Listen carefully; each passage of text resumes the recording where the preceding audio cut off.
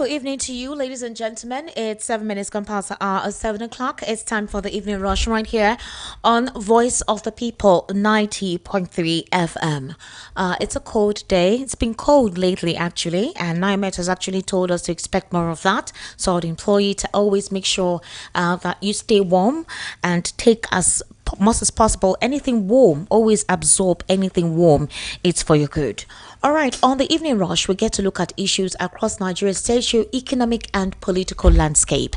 And in Nigeria, it is actually the political season, as we may say, but that doesn't stop governance from continuing, all right, because there's a lot in that regard in terms of governance and the responsibility of those in power to ensure that they continue to transmit democracy to the people through most of their policy formations that are people-friendly. Now, I'm going to start off with this. It's imperative that this is actually being put out there. There has been a sharp criticism on the Nigerian National Petroleum Company Limited and its spokesperson, Olufemi, who actually is accused of misleading Nigerians about the nation's petrol importation figures. This is actually as of 2025. Now, the disclosure was made by a spokesperson, all right, of Good Governance Watch. His name is Olufemi Shuneye.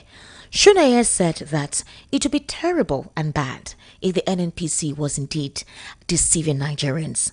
Now, Shuneye's denials come in direct contradiction to several motor tanker vehicle reports confirming substantial imports of petrol. Beyond that, the NNPC is being challenged in a dispute detailing figures from the motor tanker vessels report, which was dated just in February 2025, and that the report records the importation of 37,000 metric tons of petrol through the Lagos ASPM terminal ship Couriers. Another 28,000 metric tons, which was to arrive at the time on Hapia Andre at the PWA Lagos terminal, and an additional 20,000 metric tons delivered at the Calabar Milan terminal by the ship Mycroft. Now, the question arose because of the fact that the federal government had actually disclosed that they were working on ensuring that the Dangote, or rather they were partnering with Dangote Refinery, and that the moribund refineries, which was the Kaduna, Warri and Port Harcourt refineries, were being worked on. Since December, or rather 2023, we were told that the refineries were being worked on and that very soon the refineries will be unveiled as being operational. I think about 3 or 4 months ago, the administration of President Bola Ahmed Tinubu actually told us that the Port Harcourt refinery was now functional. The press was invited to actually go cover and look at the refinery, inspect the facility, and see that indeed it was operational. Barely a month after that disclosure, it was shut down, and we were told that the refinery was meant to be maintained. Or for us to hear Dangote telling us categorically that he doesn't think the Kaduna, Port Harcourt and Warri refineries will ever work again. Now, also, Ojilari, who is the NNPC CEO, recently told us that selling off the refineries is actually not out of the table. According to Dangote, he said that the 650,000 capacity Dangote refinery, which he built after the government of late Musa Yar'Adua aborted his acquisition of the government refineries, now has over 50% of its output dedicated. Now, he said he wanted to buy off an NPC or some of these refineries during the time of the former administrator, and that is late Musa Yar'Adua, but that obviously that deal was aborted. Now, he also disclosed that despite all the sums of money being put aside for revitalizing and making that facility operational, it has refused to work. According to him, these are his words. He doubted the possibility of the state-owned Port Harcourt, Warri and Kaduna refineries functioning again. Dangote recalled how he and his team had returned the refineries to Yar'Adua a few months after former President Olusegun Obasanjo left office in 2007. According to him, the former managers of the refinery had told Yar'Adua that Obasanjo sold the refineries or the facilities below their cost as a parting gift to him. Now, Dangote emphasized that the turnaround maintenance of the refineries was like trying to modernize a car built 40 years ago when technology has advanced.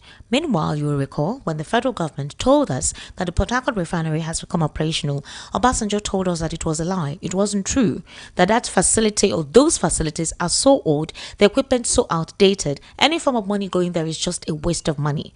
More than 1.8 trillion naira possibly is being earmarked or budgeted for these refineries based on turnaround maintenance sometimes.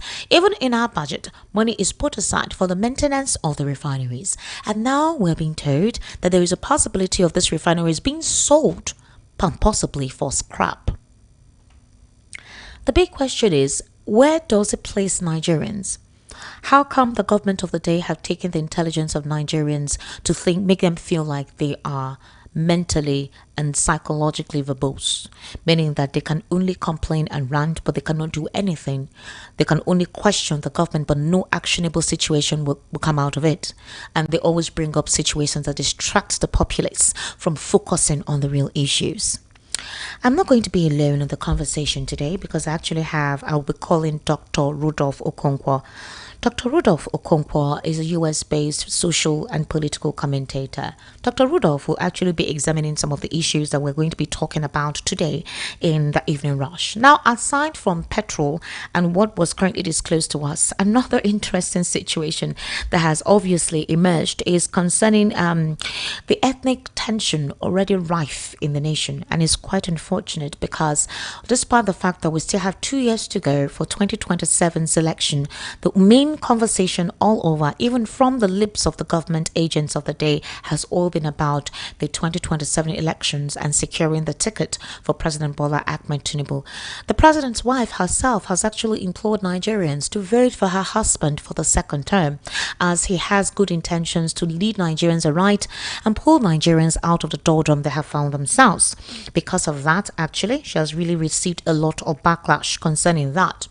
The ethnic tension that is so palpable that you can be felt at the tip of your finger in every facet of Nigeria right about now is a very scary situation that a couple of analysts believe that if the government of the day is not careful, do not handle this, well, they're hoping that there will be no regression in that regard. Ladies and gentlemen, while I try to actually contact Dr. Rudolph Okonkwo, or rather Dr. Damages, also known as Rudolph Okonkwo, let us examine critically some important issues that we need to consider. One of them is this. While Nigerians are grappling to survive, while Nigerians are trying to stay afloat, while the government of the day comes out with beautiful flowery words to encourage us that they actually have our interests at heart, who is holding the government of the day accountable? Who is asking the right questions? And at what point in time are we going to see a veritable improvement in the living conditions of Nigeria, whereby out of 100%, the government of the day may even decide to prioritize Nigerians with just 30% of its attention. Maybe possibly most of the physical, social conditions that Nigerians have found themselves would not be this deplorable. In that regard as well, physically right here in the studio, I also have Mr. Lawal Ekundaya joining us today on the Evening Rush. Mr. Lawal, good evening. Thank you for joining us today. Good evening. You're welcome. Thank you. All right. Rudolph Okonkwo, good evening. Thank you for joining us today on the Evening Rush. How are you? I'm good, thank you, Esther. Welcome. I just spoke with you and I told you that I felt so hot.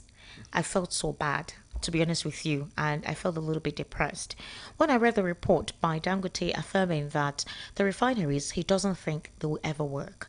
And Ojulari also disclosed that it's not off the table that they will sell off these refineries. And the question I asked was, if this government knew, it didn't start today, all right, it's been on since the era of Obasanjo. So if the government of the day knew when they came on board and did their assessment, realized that the facilities or the equipment in these refineries were completely outdated, and that any form of promising that they were going to resuscitate anything was just going to be a blatant lie and a waste of money, why did they go ahead with it? Remember that they removed fuel subsidy immediately, and instead of the monies that could have been used to possibly cushion the effect of that subsidy removal, they put it aside and they said they were working on the Port Harcourt refinery. Barely a month after they said it was operational, they shut down, and we're hearing that this refinery may never work, and there is a tendency that they want to sell it off. Rudolph Okonkwo, how would you react to this? Well, the point is that they know that Nigerians will do nothing. So when they know that Nigerians will do nothing, they don't have to care about what they tell you. They tell you what is convenient at that point. Because if you know the truth, just like the past, you did nothing and they will continue to govern you. Nothing will change. Nobody will be held accountable. Nobody will pay any price. So when you have that structure where there is no accountability, when we talk about that, transparency and accountability, people think we are talking about reinventing the wheel. We're saying do the basic. This is best practice all over the world. Because if we are following that best practice, when they say ask me now, how much have they spent in trying to maintain this refinery since 1999? We don't know. We don't have that figure. It's not transparent. People in Nigeria today, what is the amount? We don't know. And we continue to do that, and we expect a different result. We're not going to get that. Nobody has been punished from the beginning of time over this. It's a pattern, and it will continue till we change direction. And that is adopting an accountability structure where people are held accountable for what they did when they were in position of authority. We have not done that, and it will continue. Rudolph Okonkwo, it's beyond holding the government of the day accountable. I remember during the campaign in 2023, when each of the presidential candidates of the top political parties were asked to give their manifestos, disclose how they intend to revamp Nigeria's economy, bring it out from the doldrum of the previous administration, and their area of focus when they come into power. Atiku Abubakar, the presidential candidate of the People's Democratic Party, told us that he would sell off actually some of these moribund and outdated facilities. One of them is the NNPC. He said, and let me quote it out to you. Immediately he made a statement of selling out these facilities. Is it possible that Atiku knew that these facilities were completely outdated? They could not be renovated. There was nothing that could be done to upgrade the equipment in there. And he knew it was a waste of money to continue to plunge dollars into it. He also knew that it was a means for this political elite to siphon monies to themselves unaccounted for, and while they eat large for their generations yet unborn. When Atiku made that statement, a lot of Nigerians felt Atiku had promised to sell Nigeria's resources to his cronies. Could this be what he saw, he knew, and he was referring to when he made that statement? Remember Adad Obasanjo with Atiku as vice president, they realized that at that point, the issue is not whether Atiku knew. I'm sure that Tinubu knew. I'm sure that all the people who were running the government today, they knew that. The problem is that with Atiku is that if you look at what Atiku did when he was the privatization of public companies, they sold it to their cronies, and some of them, they had values, and they sold it for scrap under the price they should have. So that's why people felt that, oh, he's back again. He's coming back again to do the same. You see, the ideas, the policies are, these people are not ready to do the right thing. That's the issue people have with Atiku. And when he said that I'm going to sell these things to my friends, you don't say things like that. That's not how you sell government property. You put it up there. Anybody who wants to buy will buy at the best price that the country can get. But you don't say that you're going to give it to your friends. So that's the issue with that. Just like the oil subsidy removal, I think most of the candidates, other than Shora maybe, said they will remove the subsidy. But the question is, how are they going to do that? And we have seen how Tinubu did it and what happened. Hello, can you hear? Yeah. All right. I'm here. Okay. So at this juncture, do we expect Nigerians to just keep quiet because it's a modus operandi? It's the usual, nothing different, nothing unexpected, and there's nothing we can do about it. Should that be the body language? What story? They will throw in a rat story that will distract Nigerians, and we will forget about, these refineries, how much money we spent. Let me tell you a story that happened when I was a reporter in Lagos, and I was covering energy, the oil industry. One day there was a story out of Kaduna. This was in the 90s, early 90s, before the Obasanjo came. And There was a story that there was fire at the Kaduna Refinery. That was the day I gave up on Nigeria. And the manager of the refinery told the media that it was routine fire. Routine fire. And that was it. Nobody was held accountable. Nothing was done to make sure that it wouldn't happen again. But they call it routine fire. You know that this is a society that is not serious about fixing their place and making it better.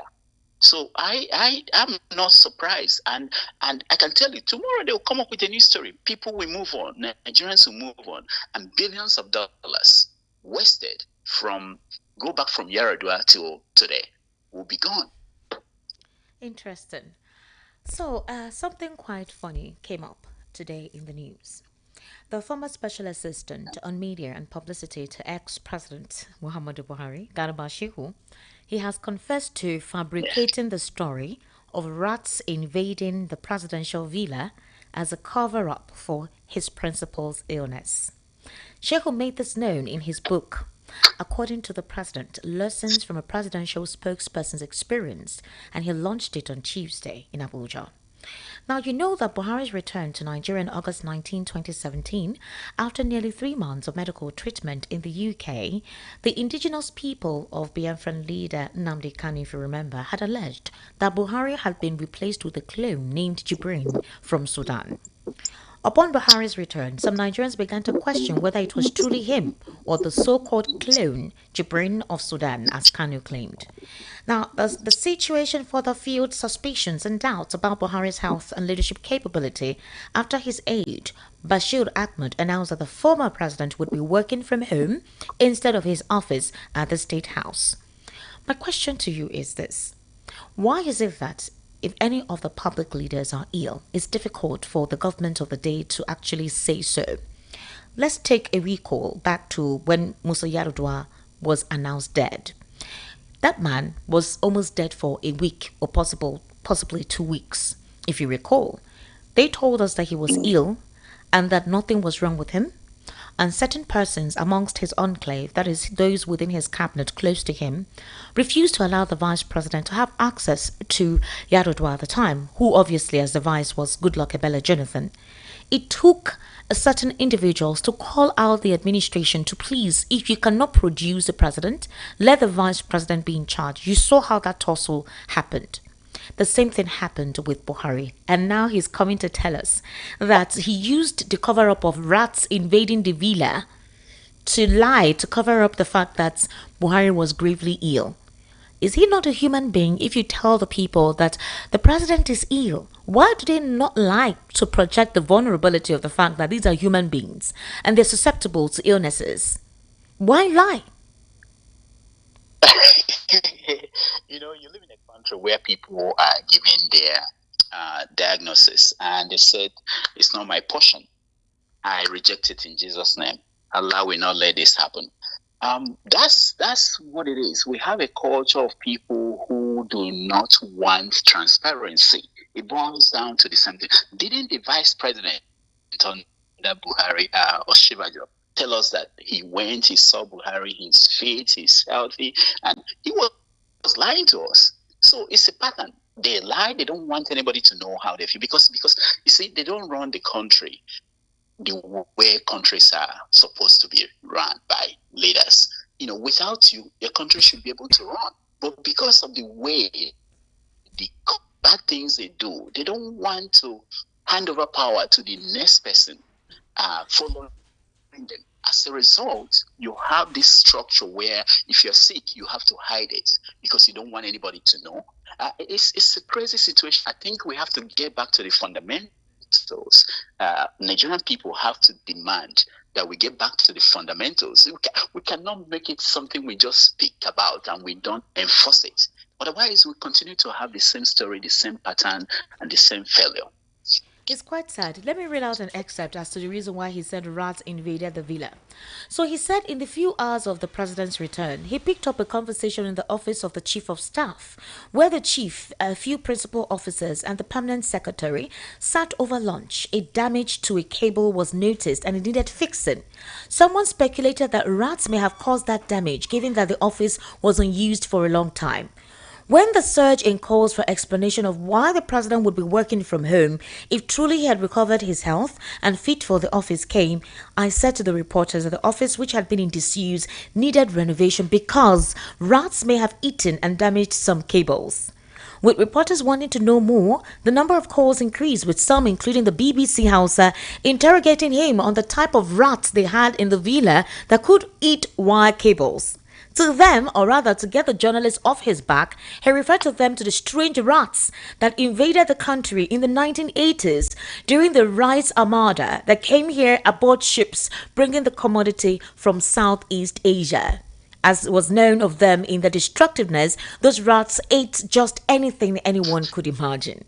Does that not tell you that these individuals think the Nigerians are intellectually porous, or they are so psychologically dormant, or that their sense of discretion is off it, that they believe that they can say anything and then they will absorb it?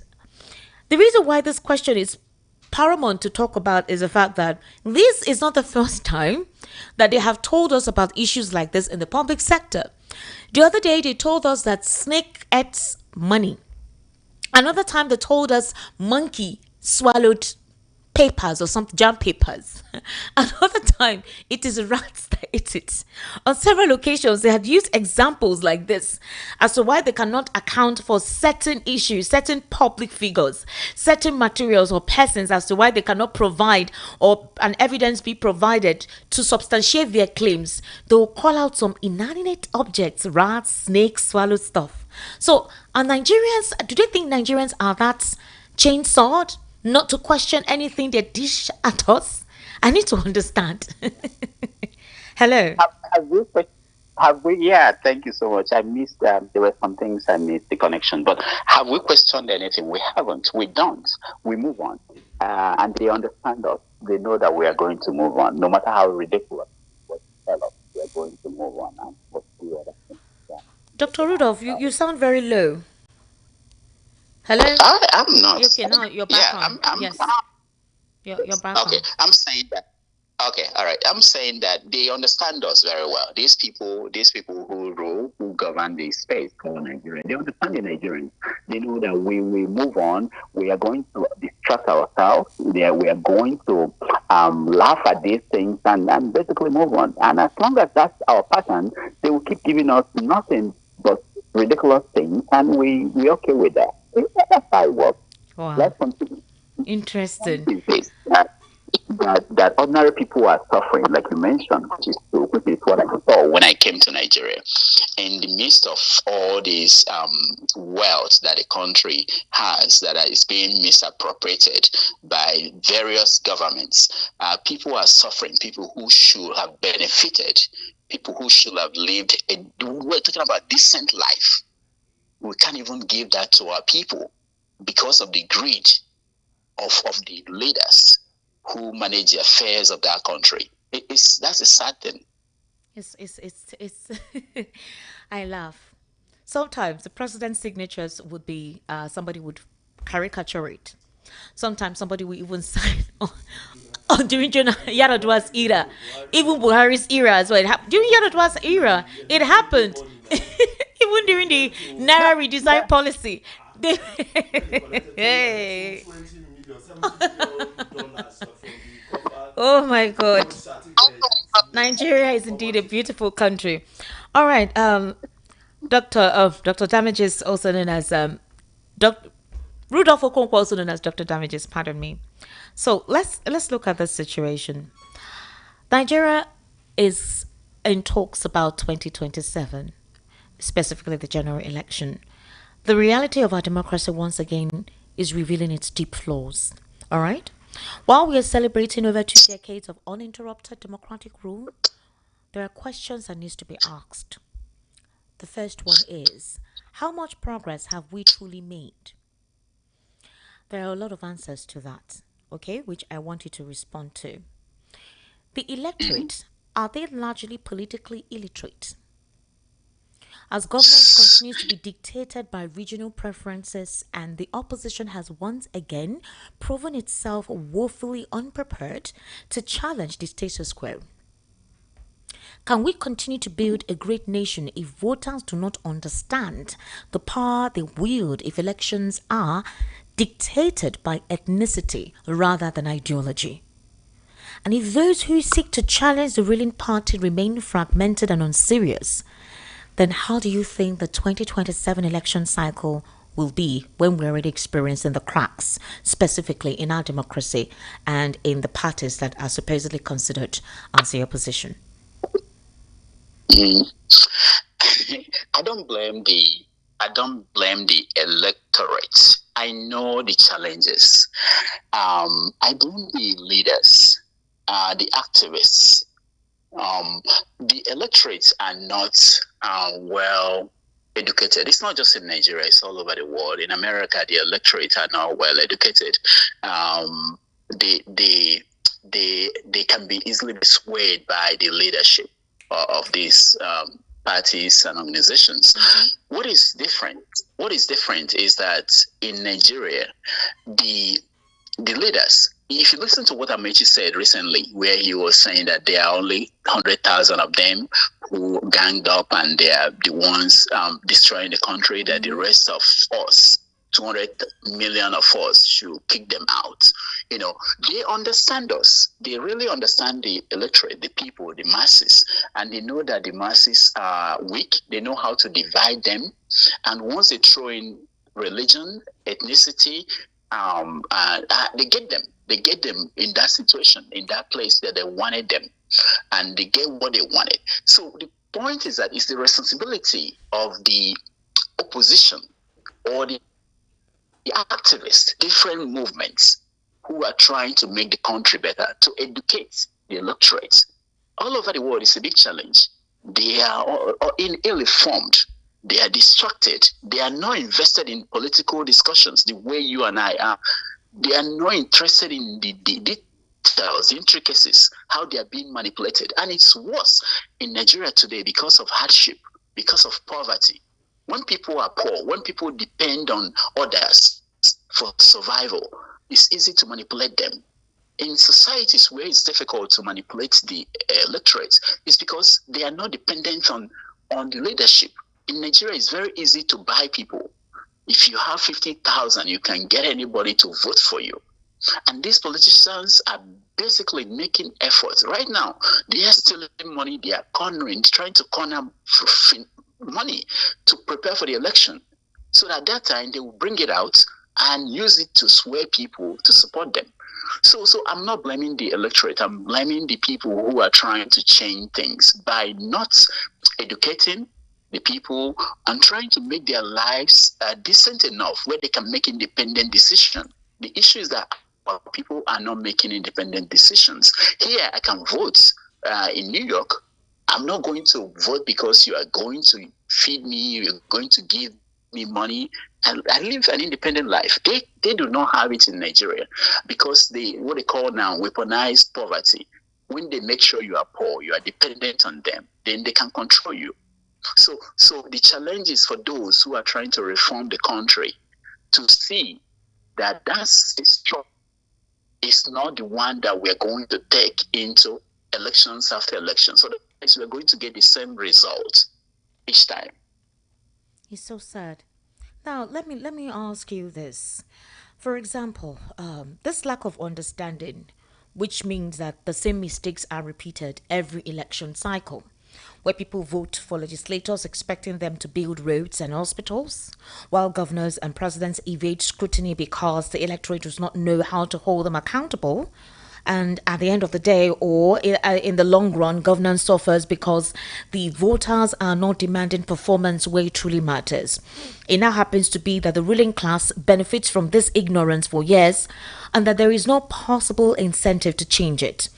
And that instead of engaging voters on key issues, they continue to run personality driven campaigns, offering handouts, making vague promises, exploiting the desperation of the masses. And we are supposedly in an informed democratic dispensation where debates should be held amongst these individuals who intend to govern us on policy driven initiatives that should be based on competence, not their charisma or tribal identity. Why is the reverse the case here in Nigeria? It's an endemic pattern, Dr. Damages. The reason why I'm asking you this question because there is somewhere I am heading to, and this is the premise for it. So why is this a continuous pattern in this part of the world? That there seems to be no change. It's like we're regressing. Because we allow them. That's one. Secondly, there are no consequences. When Obasanjo refused 99, I believe, or the next election in 2003 to debate his opponents, I was screaming. I was saying, no, this is terrible. He's setting off precedents that others will use. And there's something we're supporting Obasanjo then. We're saying he could decide not to debate. It's not important. And then others became saw that it pays them. If they don't feel like debating, they won't debate. And who is losing is the people.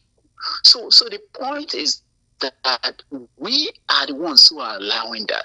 We are now seeing in America with Trump and what he's doing with what we consider the norms.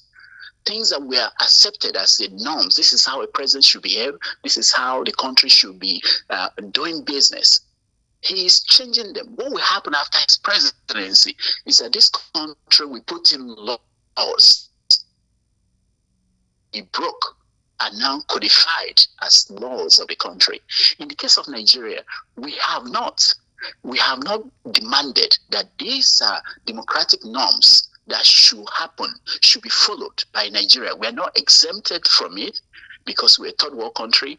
That the political candidates should debate and talk about issues, should be interviewed. How can you say you are running for president like Bola Tinubu did last election without talking to the media? I think he had only one or two media encounter. You have to debate. You have to talk to the people. Tell them what you're going to do, how you're going to do that. Allow yourself to be questioned. But we don't do that. We think we can get away with it. It's looking for shortcuts. We can't. It's not how democracies work around the world where they are functional. No, go to India. I'm not saying don't even go to Western nations, developed, advanced democracies. Go to India and see the kind of debates, the kind of conversations discussed that they are involved in, and their leaders are subjected to being questioned. But we don't have that in Nigeria, and we expect magic to happen. It's not going to happen. It's not. All right, Rudolph Okonkwo, also known as Dr. Damages. The reason why I asked this question is there's this palpable tension in Nigeria's polity. It's terrible. It's so sad. Unfortunately, the very persons who are stoking this are not being questioned, and our security operatives are not saying anything about it. They think that it just ends on social media. They do not know that it's already happening in the streets. The disenfranchisement, the volatility of the polity, because my tribesman must continue. My tribesman must continue. I don't care what you think, even if I'm not benefiting, but it's the turn of my tribesman. Nobody holds their tribesman accountable or ask him question. Maybe they do that in private, but not in public. And the best way to curry favor and protect their own is by dividing the polity. Rudolph Okonkwo, is it possible that some of these politicians do not mind burning the nation to the ground and ruling over the ashes? Is there a possibility that these are the kind of leaders that we have in this country? Of course, of course. They also tell you that it wouldn't happen. But that is the biggest danger in Nigeria, which is that Nigeria there could be genocide in Nigeria. We've been close many times in our history. If you go back to 1945, if you go back to 1953, it's not something that started after the Civil War. It's been there. And the pressure continues to mount. Let me tell you, in the 80s, the Economist of London wrote an article about Nigeria. And they said this, that Nigeria is the only country in the world where the best is impossible and the worst never happens. It has remained true that the best is impossible in Nigeria and the worst never happens. But it doesn't mean that it's going to remain true forever. We could hit the worst. We fought a war, but could be something worse than that. If you look at what happened in Rwanda, incidentally, Bayo Nanuga, who I'm sure you're referring to, I wrote an article about him, how he's enabling genocide in Nigeria during that election. And I'm not apologetic about what he did that period. He's stoking the polity too with some ethnic slurs, and they have enabled it that the supporters have continued with it. What he did was horrible. And incidentally, he went to Rwanda, he went to Kigali and went to the museum, the genocide museum there, but he didn't learn anything. The point is that is the biggest danger in that country. People are angry, people are poor, people are divided, and when there is little resource for people to share, which is the problem with Nigeria, we have this big population and there is very little for people to survive on, because very few people, greedy people, capture these things and grab them and keep them for their next generation and next people unborn for the next 100 years. These people are fighting over everything they can grab, and they withhold on anything to divide themselves and kill themselves. We are 1 second away from something triggering something.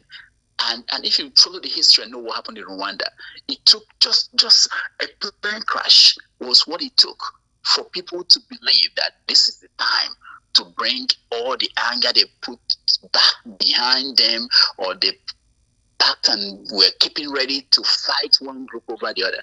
It could happen in Nigeria. Bola Ige, in the 90s, I believe, when he was writing in the Tribune, wrote about it in a series of essays. I wish someone can republish that for Nigerians to read. It's called The Road to Kigali.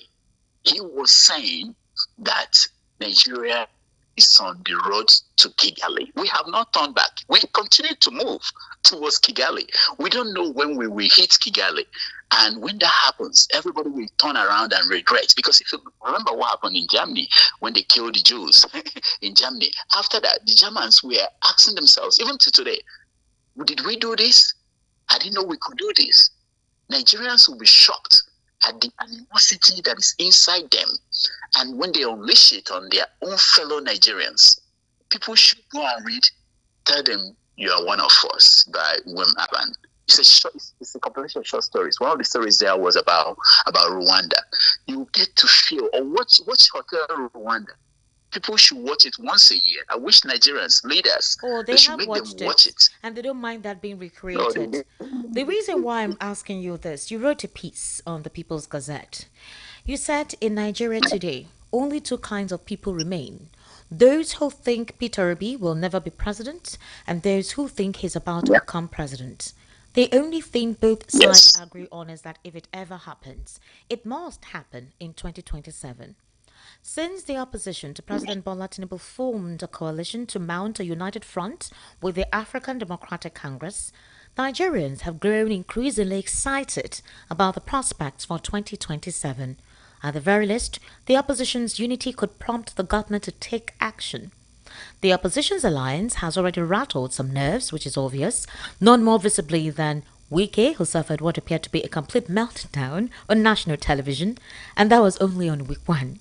It would take a unified front of some political players who once used those levers to entrench themselves to threaten Tinubu's strategy of securing a second term by capturing and controlling even when they had clearly failed the people. Now, Mr. Rudolph, so just 2 days after the coalition was named, Daniel Bola came. We saw his reaction on via the press, different television stations. Reno Mokri too did a tour of media houses as well. As usual, Peter Obi's name was mentioned as if he's the only person in the coalition whom they could criticize or call out. Now, that was not the only thing.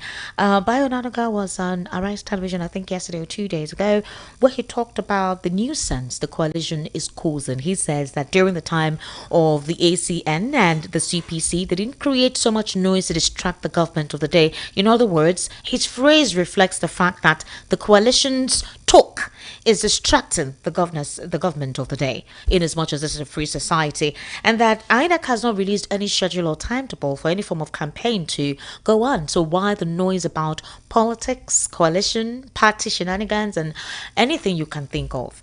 But like I was asking you, the reason why this conversation was brought up on several occasions, Peter Obi has talked about how a lot of persons have stayed away from him. They don't want to be affiliated with him because they don't want to be personally attacked. Talked about how a couple of his businesses have been targeted, and some people don't even want to come close just because the government of the day views him as a threat. And I ask you, during the 2023 elections, who came second based on INEC's result? Was it not the PDP and Atiku Abubakar? Yes, So why yes. is that kind of heat and vitriol not on Abubakar or his So let me tell tribesmen? you this. I've come to a conclusion that I was surprised, and this is the conclusion. P2B has two problems. One is that he's not an Igbo man. Second thing is that he's not a Nigerian. He's not an Igbo man. So that, and he's not a Nigerian. So that is what is rattling the whole setup. They haven't seen anything like that. I am confused. Nigerian. Dr. Damages, please go back. You said he has two problems. Yes, one is that he's not a Nigerian, and secondly, he's not an Igbo person. He's not a Nigerian because if you read how to be a Nigerian, most Nigerians grow up and they do everything to be a Nigerian. That is, being a Nigerian, one of those things he display as a Nigerian is to show how to use power, to intimidate other people, to be arrogant. So he is not any of those things that Nigerians are known for. And it confuses a lot of people. And he's not an Igbo man. You see, I tell people who are afraid of Igbo person being a president, better get P2B, because when you get a real Igbo person as president, you'll be surprised at what you are going to see. So the point is that he's something that is different in the political arena. And it bothers all these people who are already operating in the field. He's like a mirror that is showing them what they are not. Now it makes him go wild, go mad. How could this person be saying this? How could this person be showing this? Now there's part of it that is politics. There's part of it that is who he is. Some people think that this is all part of politics, but no, this is actually who the man is. For those who knew him. So that's why every people are rattled. Someone like Atiku, they're okay with Atiku. They understand him. He's like them in every way, you know. But they shake when they see somebody. How can you be serving people food when you are a presidential candidate, a former governor? That's a mockery now. He's been trending in that regard since yesterday. Yeah, how can you open your own door? How can you do that? No, it's not possible. You are embarrassing us. How can you speak that way? You have to shout. You have to ignore the media. How can you be going around talking to the press, talking to people selling? Those things are not. It's totally opposite what they are, and it's like scaring them. How can you show them that this is how human beings should behave? That you're causing a revolution. It's more frightening to them than Shaware and people saying revolution now. They are afraid. They are afraid of him more than that. Why? Afraid of him in what capacity? I mean, they have the resources, they have the institutions at the tips of their fingers. They make all the appointments. They are at the helm of affairs. They have all the resources at their disposal. Why would they be afraid? They've come out on several occasions to say he's not a threat, and the presence in the ADC is not a threat.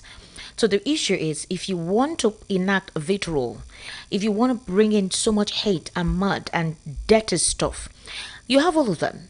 I watched Reno Mokri speak, and when he was asked about Atiku, and he said, well, he's not really going to say anything bad because he and Atiku were friends and they respect each other and all whatnot. So he refused to critically analyze his person or talk about how they think he is not capable or fit.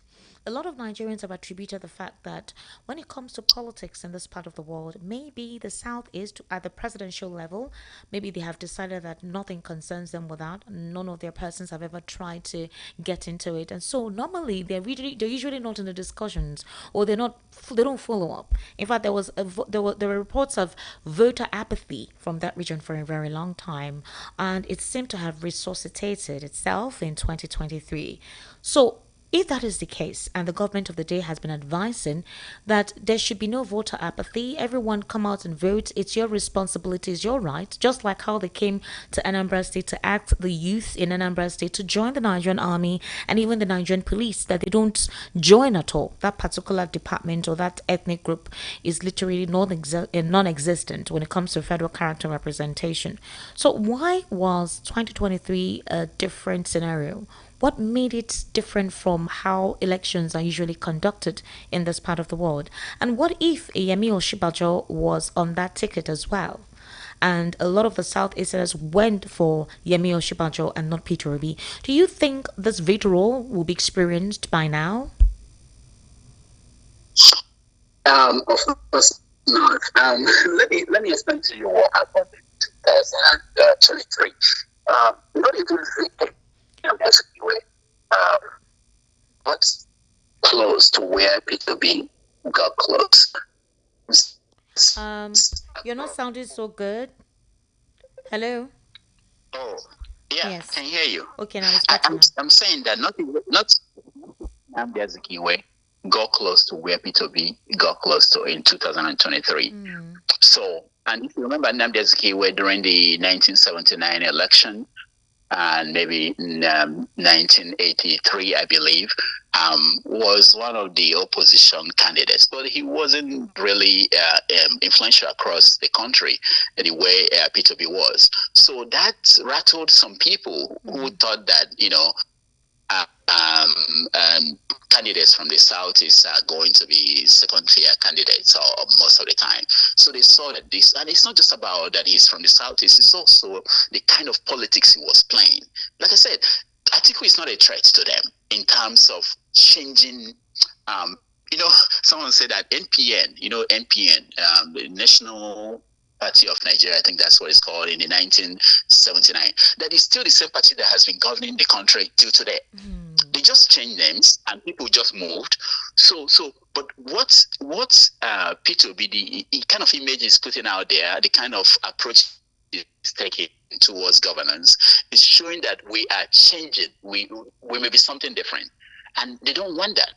All these characters, including those who are in ADC, following doing this coalition, they don't actually want things to change. I don't think if you say we want accountability, we want to know how much everybody is paid in the country, which is, if you're working for the government, people should know how much you get paid. It's money of the people. I don't think people in ADC will say, oh yeah, that's good. Let's know how much a president gets, how much a governor gets from security votes. No, they won't be open to that. But this is the kind of thing that is threatening to them. They don't want anybody that will, think about how much they get. All this retired former senator, former governor, do you know their retirement package? It's something, enough scandal. It's enough scandal to make the country stop until something is changed. But the anybody that could touch it and will make any change to things that they are benefiting from. And that is what someone like Peter B represents. And it scares them. All right, you went ahead to say that Nigeria is stuck. Our political options have barely changed since independence. The dilemma has always been, do we want a government led by an idiot surrounded by fools, or one led by fools surrounded by idiots? Every republic has offered some variation of that tragic formula. Tinubu is stuck. He has failed to convince Nigerians that his reforms will eventually lead to better living conditions. This failure is largely self inflicted, marked by a lack of self awareness, discipline, and an empathetic, inclusive approach to both the pain and promise of reform. Having lost credibility, Tinubu has reverted to what he knows best, setting the stage to grab, snatch, and run. Do you think that's what it is? Because according to him, he says that if you cannot run after the egg, you must be prepared to break it. Did you hear him when he said that during the campaign? Hello? All right, I'll try to. Can you hear me? If you cannot run after the egg to get it, to grab it, you must be prepared for it to break. Wow. I didn't hear. All right. The let me try and call you back because can you hear me possibly well now? can hear you. I can All hear right, you. good. You just You can't were hear you me, were but I can hear flagging at you. some point. All right, please go ahead and respond. Okay, so I can hear you very well. So the point is that the politics of Tinubu has not changed. He's doing at the national level the same things he did in Lagos. Nothing has changed, including thinking about removing his vice president. So the point is that these people are not doing anything that should surprise us, the citizens of the country. Okay. The question is, what are we going to do? How are we going to say to them, we understand your politics, we know what you're doing, this will not work anymore. We want things to change for the betterment of our people. Tinubu's problem is selling what he thought. I think they have this rollout of things that they accomplished, which for the regular people, ordinary people, it has not resonated with them. The suffering is being something that ordinary people are the ones facing. The people in government, they are still enjoying the privileges of being in government. So that's why it's difficult for him to sell the reforms, the so-called reforms that he's putting in place. People are not buying it. So the only option he has now is to try to capture, which he has failed with the coming of the coalition, capture the whole political establishment and make it look like he's inevitable. His re-election is inevitable, which has failed. Now they are desperate. They are panicking. They have a lot of tricks in the box. They are not done yet. They're going to throw something out there that will distract people and maybe continue to convince people. One of the last things they are going to put out there, and I will tell you this, is that is the turn of the South. So this is the story I'm hearing now.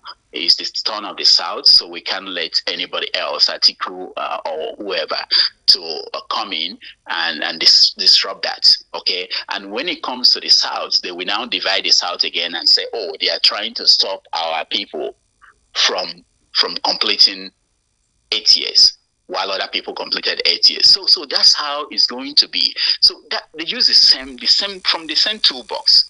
It's only that our people have not sat down to analyze these people who are running our affairs and be able to show them themselves and say, this is your life. We understand you and we don't want this anymore. All right. Before I let you go, so here is a talk. The Northerners, specifically those of the CPC faction of the APC, are literally the ones who seem disgruntled, and a large majority of them are the ones having to decamp to the ADC. Now, there are talks that for them, they feel that power must always remain with them, and that Tinubu supported their brother for 8 years. People like Babachir, I'm coming. People like Babachir Lawal, who is criticizing President Bola Ahmed Tinubu's administration, complaining about his government, calling his government more of an ethnic-centered government and not a people-oriented government, or a government that represents federality, or federalism rather, and that for the 8 years of Muhammadu Buhari, they never said anything. They never called the government of the day to order. They never questioned the government of the day. They kept quiet while nepotism, insecurity, hunger, terrorism ravaged Nigeria's economy. And then just barely 2 years into the administration of President Bola Ahmed Tinubu, they have their voices. They are roaring and complaining. Do you think that this line of thought about some of these persons are in order? Hello? Oh, wow. Okay. Hello? Can you hear me? Yes. Yes, did you hear my question? No, I didn't hear your question. Sorry. Okay, I asked you. I said, some of the northern oligarchs or the northern elites, specifically the CPC faction of the APC now, a lot of the disgruntled ones have actually joined the ADC. Their complaint is that the government of the day is not representing in terms of federalism. It's more of a nepotism, and that the ethnic tension is rife. But then you recall that during the administration of former President Muhammadu Buhari, Nigerians observed that his administration was also nepotistic. There was insecurity. There was also hunger. There was no empathy. And President Muhammadu Buhari was always oblivious, not knowing what was happening in his country. He will always come out and tell you that he did not know or he doesn't know. And that for 8 years, President Bola Ahmed Tinubu supported him. He and his loyalists supported them. They never criticized, they never came out to say anything adverse against the government of the day. Why is it that now it is Tinubu's turn and they are complaining? Well, that's how we behave. When we are benefiting, we don't see what's wrong with the structure. When we are not, and Tinubu said before the election that he will build on what Buhari, where Buhari left off, and that's what he's been doing. He's building on that in terms of.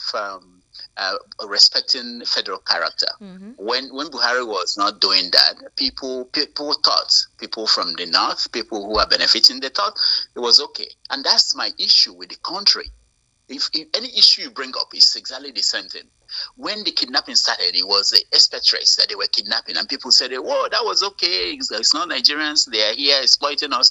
And then it became something happening in the south. People say, "Okay, they like money over there. South. Now it's all over the country." We don't want to deal with the issue. We want to find a way to escape from dealing with the issue because we don't want hard work. We don't want anything that will require us to think. We don't want that. And then at the end, it becomes everybody's problem. It moves from one end to the other, one end of the country to the other. That's exactly how problems move around that country. So, wow, interesting. What can we do? What can we do? Well, some persons will say that we can only continue to lament, but in the grand scheme of things, we cannot do anything else. Well, how do you foresee Nigerians participating in 2027? There are calls for electoral reform. But people like investigative journalist, was his name, David Hunde, believes that a lot of Nigerians may not actually be on the know of how things happen there. According to him, he claims that the results have already been written. That is just for them to prove that the money put aside for elections needs to be accounted for.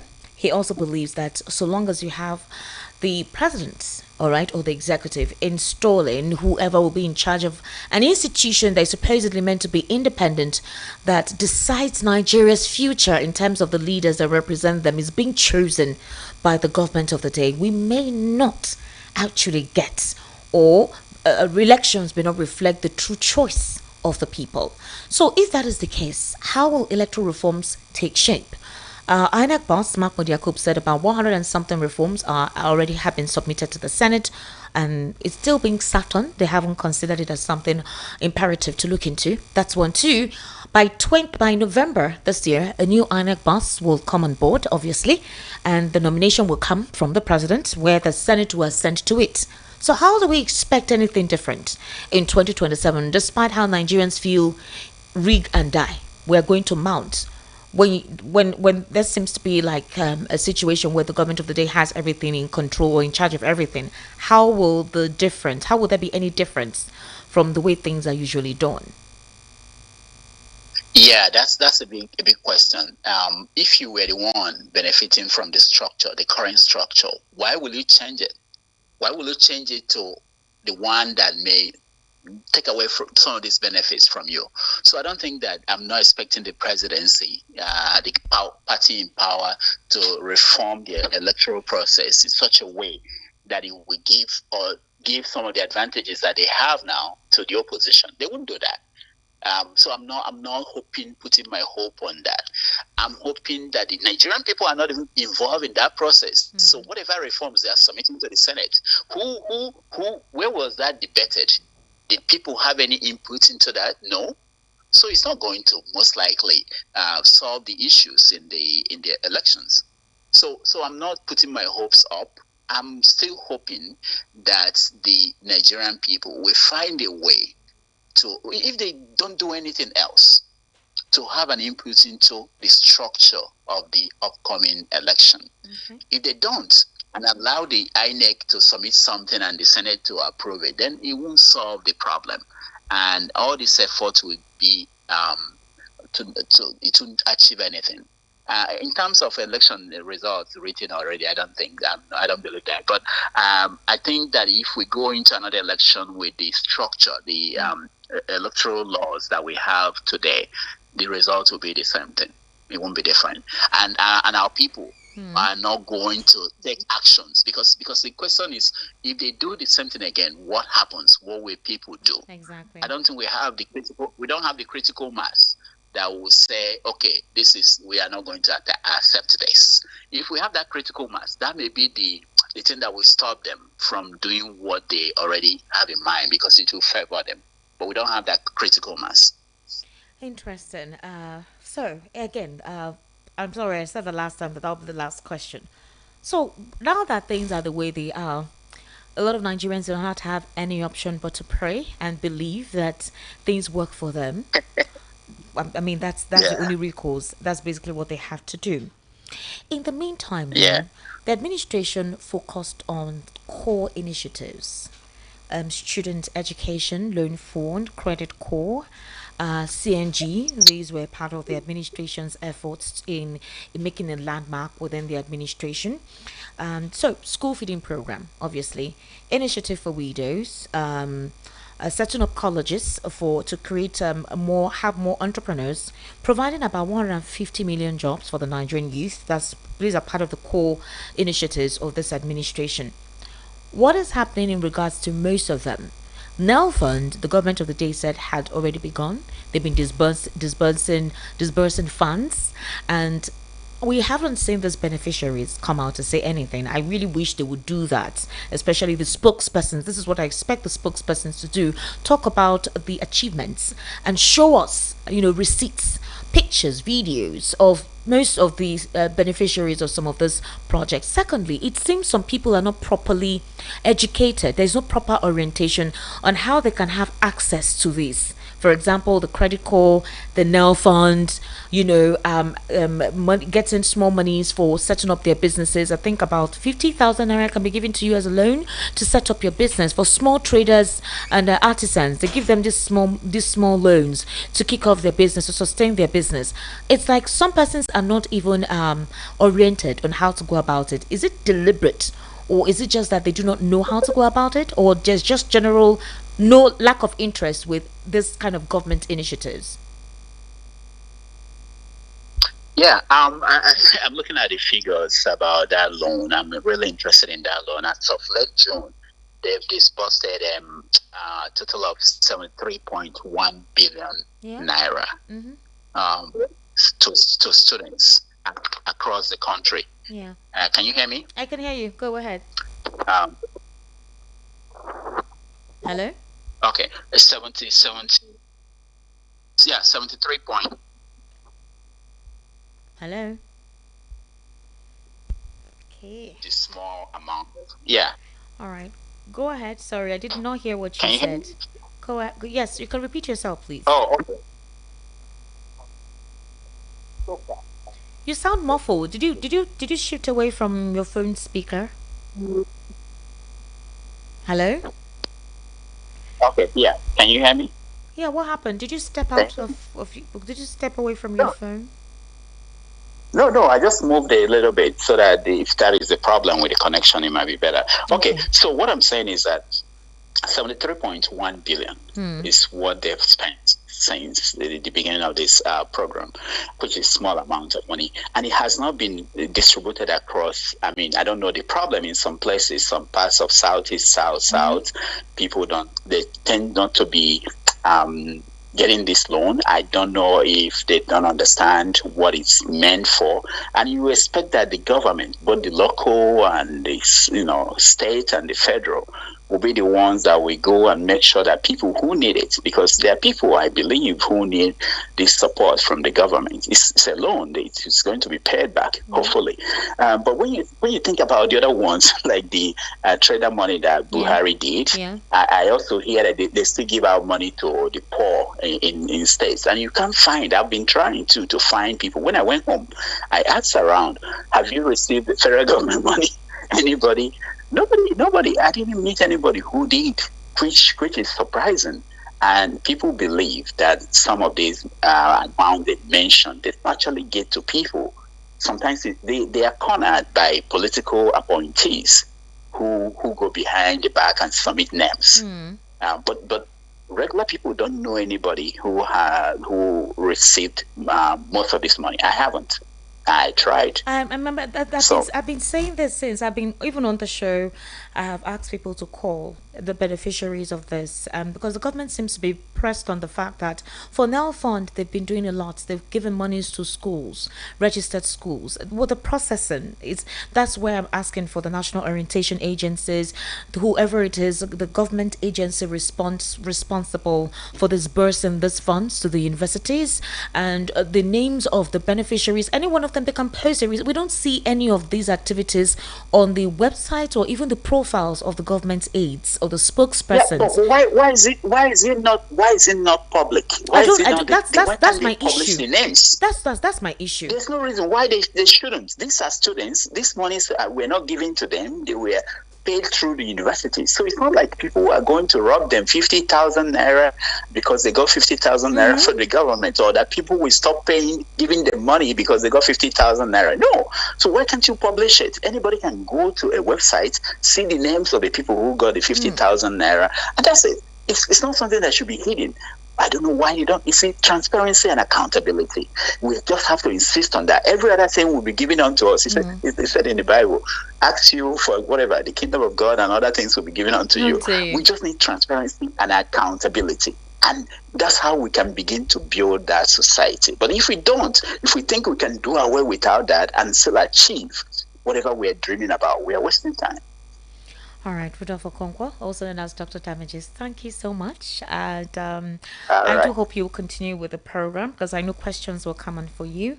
I'll redirect the questions to you. Thank you for actually giving us this time to respond to these questions. I'm sure you'll be thinking I was drilling you like exactly what's going on. No, it's all good. It's all good. I understand that. And tomorrow you come and have your say 247, Yeah, have your and say we're two for going to seven. return the favor. so, so don't worry about that. No, And I don't, have my people. I don't, see some don't. of them on the comment section. I see some of them on the comment section Oh, are really? making fun of me, but that's all right. That's all Don't right. ask me hard It's all questions. I'm good. just I a will see them tomorrow. moderator. All right, bye bye. Take care. Yes, I'll see you All right. tomorrow. Take care. Okay. Okay. Bye. All right, that was Rudolph Okonkwo. He's actually a lecturer in New York. He's always followed the Nigerian political landscape and economic landscape. You could hear how in depth he is and knowledgeable about issues in the country. You can also hear the passion as well of issues that pertains to Nigerians. And a lot of Nigerians will say that we have quite a lot. We have these discussions not to lambast anybody or give any bad light to anybody, but it is important for us to bring these endemic issues out there so that the government of the day understands that not everyone is as intellectually vacant or ignorant as they may think when they come up with some stories that are not verifiable, does not make any sense. Mr. Lawal Kundaya, good evening. Thank you for your patience. Yes, sir. All right.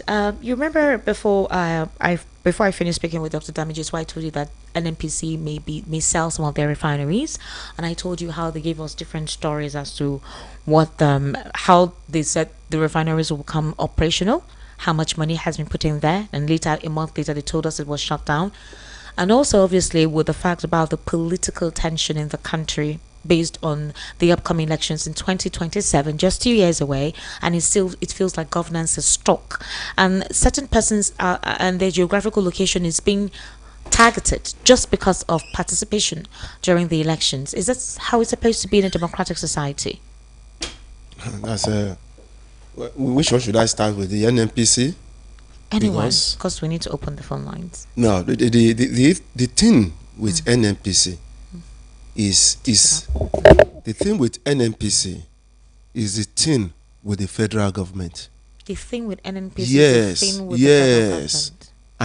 and almost every other ministry. Okay. Now, what am I saying? The corruption that has settled down in Nigeria, and the president is the minister for petroleum, and this thing is under the full watch of the president, and then we are experiencing something like this, a cover up every now and then. Why do you want to sell it? There's nothing like natural disaster there that you cannot manage. The problem that is there is human problem. It's a problem from the head that came down to NNPC. Because when you write the budget, and it's in the budget that you want to spend so and so amount, that's the president, and the budget is approved by the house, and then nothing is done, then who do we blame? Is it not the person who presented the budget and didn't do anything? Is that not it? And that thing has been going on. That's why they want to sell it, because the moment they sell it, all that corruption, all the money that have been stolen yearly in that NNPC, I mean the refinery, will just be forgotten. Just like what happened to the subsidy.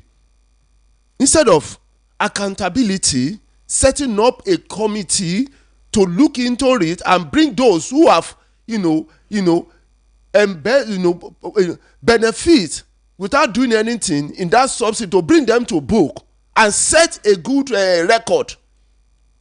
The next thing will have the subsidy gone, so that all the corruption that has happened in that area, what they are saying is that you should tear the paper and forget it. Let's start afresh. Is that not it? So some people have escaped with that money. Some people have run away with that money. Something that's supposed to benefit Nigerians, and Nigerians are still suffering it. We suffer it when some people were collecting the subsidy and didn't bring any fuel in. We are suffering it when the government removed the subsidy. And that is exactly what is happening in almost all the sectors. Go to agriculture. We keep seeing tractors and begin to wonder, have you ever let the press go and show us where these tractors are working? Even since, I'm not even talking about this dispensation, I'm talking about from the beginning, since 1999, all the things you have been bringing. Let us see where it is working. Let us see where people are using it. We can't. You see that it's not only in refineries, it cut across. Go to education. Monies are being voted in. We have a education trust fund. We have some taxes being collected from companies. And then where is the account? Who's doing the auditing? Everything just go like that. And that thing is like that corruption has has settled down permanently in Nigeria and is growing fat. Having children and grandchildren, expanding, establishing itself. What about defense? Go to the money that has been spent, and you see the equipment that our military are still using, as if we're in what am I going to say? 1921. All right, Mr. Lawa, let's listen to this and know if there's any sense. And I open the phone lines finally, all right? Because it's time for us to do that. So let's take a brief listen.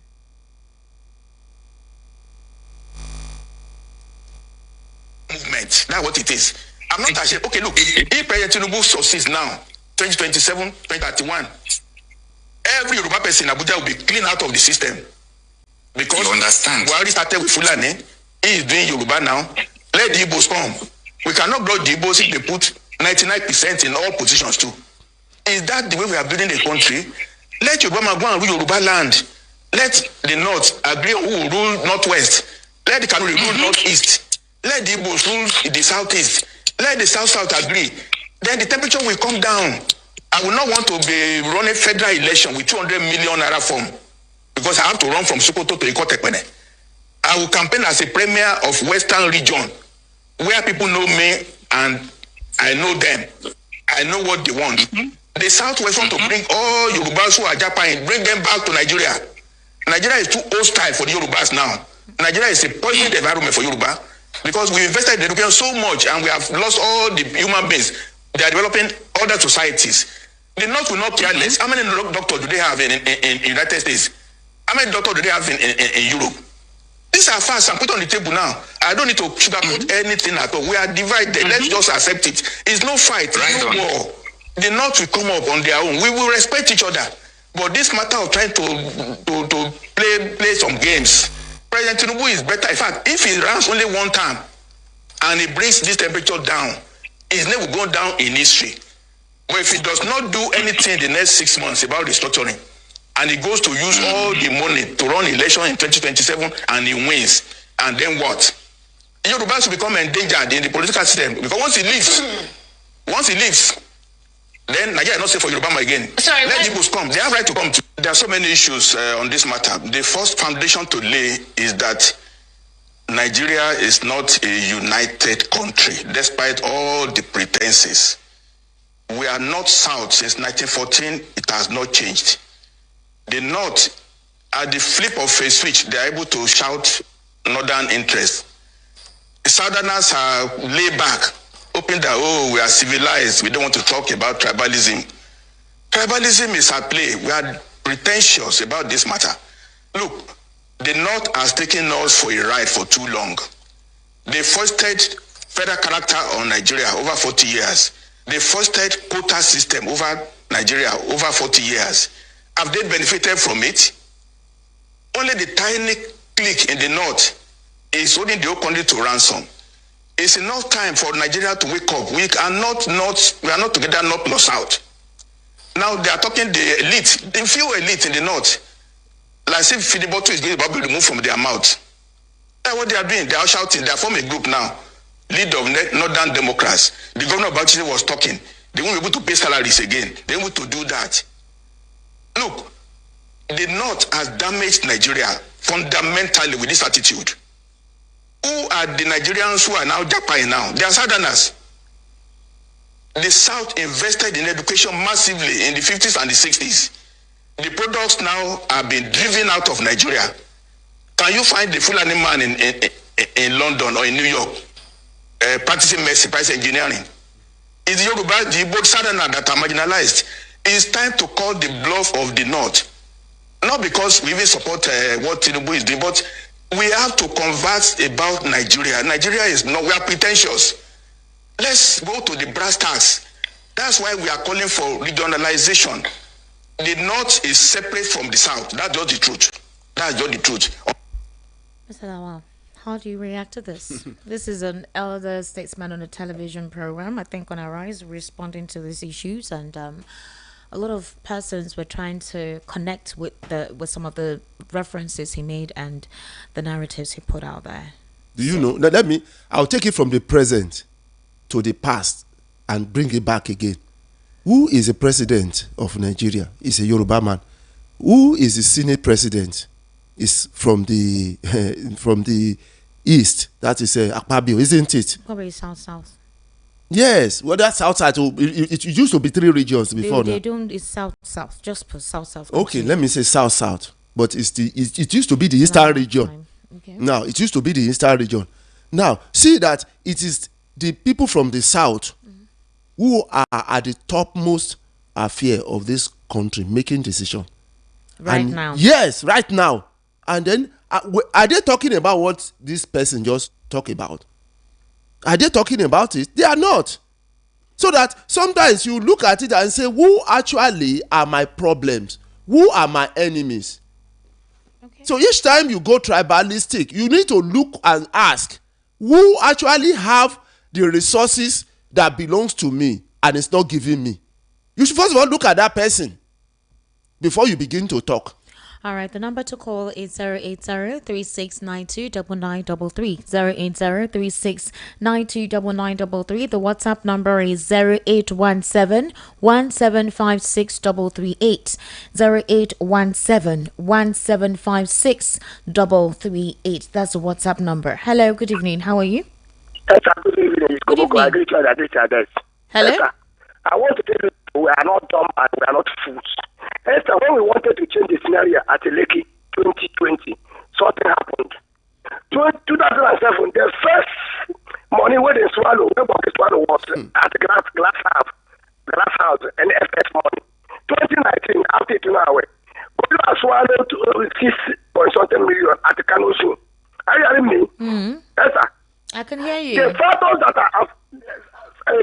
will cause ethnic tension in Nigeria, number one, Nigeria being killed, kidnapped, some are killed in their farm, lamb, trapped. Nigerian government is never proactive, and they're not proactive to stop some people that are trying to stop some ethnic not to vote. Number two, Nigeria is trying to breathe again, shop closing down.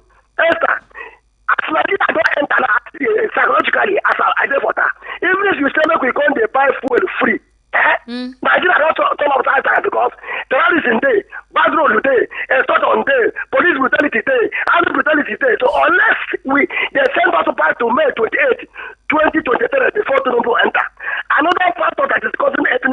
question is non-electoral reforms and our national assembly taking us for a fool. Another one, I like not trying to register some parties which they have right. I hear what I'm saying. I can hear you. I can hear you. The masses is very hungry. I carried 30,000 naira into water yesterday. What did I buy? 3,000 naira 4 pieces of yam. I'll play 3,005. I'll 1.5 liter. 30,000 finish. If you collect 70,000 naira, nothing. So what I want to tell you is the thing where you played, I believe it. The electorate are not to be blamed. But watching the first people say, Nigerian journalists have forgotten how they all give 5 p.m. 26 February 2023. How they announce result 1st of March 2023 a.m. They're not talking about that. They still keep blaming the electorate. I never connect Kiki from 1999 to 2 years. Why are you blaming me? Why is Nigeria, my brother went from Africa, I guess, is saying we are not educated. The electors are educated. We are educated even more than some radio guests and radio journalists and national assembly and the military. The people when they put you wheelbarrow, we are educated. Okay, people educated. People when they sell letter, educated. Nobody to insult us. Finally, you say we get guns in Lekki, where are the kids Nigeria youth? It cannot be like this. That's why we are not doing anything. And they are using somebody to deceive us. They don't go to school pastors. They don't get the pastors. Now, I like and judicial rigging that put them there. I'm angry. All I'm right. angry. Koboko man, it's okay. Thank you very much. Thank you very much for calling. He's really angry. 08036929933. That's the number to call. 08036929933. And the WhatsApp number is 0817-1756-338. 0817-1756-338. Hello? Hello? Hello? You're calling on WhatsApp. Your network is poor. Okay. Hello, good evening. How are you? Hello, good evening, sir. Good evening, sir. Welcome. Yeah, my name is Austin. Austin, location, please. Yeah, Satellite Town, Lagos. All right, Austin, please go ahead. Okay, Esther, somebody asked a question for your program last night. The person said, all these things we are talking about, turn of, what's it called, turn of the South, turn of the West, turn of these people, turn of the other one, that all these things we are talking about, each contestant, don't they have the right to contest? And then when they are declared winners, don't they have the right to, exercise, don't they have the right to come and say, okay, let me be the winner? For the fact that we say that the right belongs to the North, for instance, or it belongs to the West. Do you understand what I'm trying to say? Hello, can you hear me? I can hear you, Shola. I'm sorry, I can hear you. Hello, can you hear me? Go on. Hello, can you hear me? I can hear you loud and clear. Hello? Okay, I think it's your network.